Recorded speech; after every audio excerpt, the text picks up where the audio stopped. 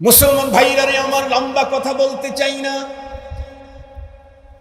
সেই কথাটি তো রব্বুল আলামিন কোরআনে হাকিমের ভিতরে আমাদেরকে বলেছেন, লাকাদ কানা লাকুম ফি রাসূলিল্লাহি উসওয়াতুন হাসানাতুন লিমান কানা ইয়ারজুল্লাহ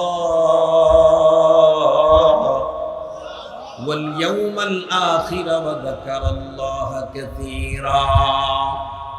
আমার নবীর ভিতরে রয়েছে তোমাদের জন্য উত্তম আদর্শ। তুমি তোমার ইজদিওয়াজি জীবন, বৈবাহিক জীবনে পয়গম্বরকে ফলো করো, তাহলে এর চাইতে উন্নত জীবন আর দুনিয়াতে কেউ দেখাইতে পারবে না।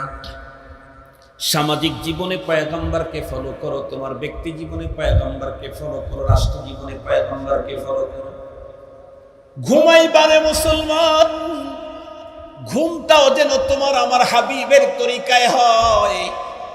কারণ তুমি যদি আমার পয়গম্বরের অনুকরণ করো, আল্লাহ তার রাসূলকে জানায় দিলেন, ইউহিব্বুকুমুল্লাহ। মুখটা সাজাইছো পয়গম্বরের মতো, ঘরটা সাজাইছো পয়গম্বরের মতো, দোকান সাজাইছো পয়গম্বরের মতো, সন্তানটাকে তালিম দিচ্ছ পয়গম্বরি তালিম। সবগুলি যখন পয়গম্বর আর তালিম যখন তোমার ভিতরে ঢুকে যাবে, রব্বে কারীম তখন তোমাকেই মুহাব্বত করা শুরু করবে। শুধু কি মুহাব্বত করবেন না, ওয়ায়াগফির লাকুম যুনুবাকুম।